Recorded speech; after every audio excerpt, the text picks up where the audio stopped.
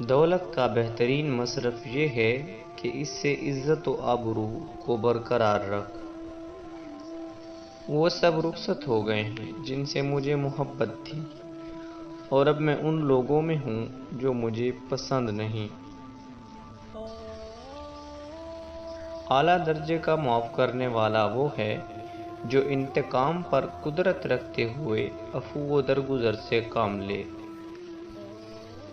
اپنے کام سے صلے کی واجب سے زیادہ امید نہ رکھو۔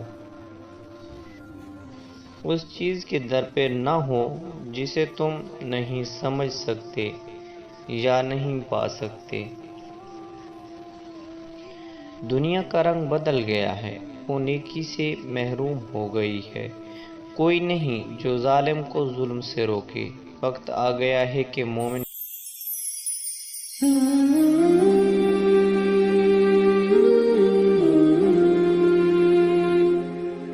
سچائی کی راہ میں بے چین ہو کر نکل پڑے، اپنا سب کچھ اللہ تعالیٰ کے لیے قربان کر دے۔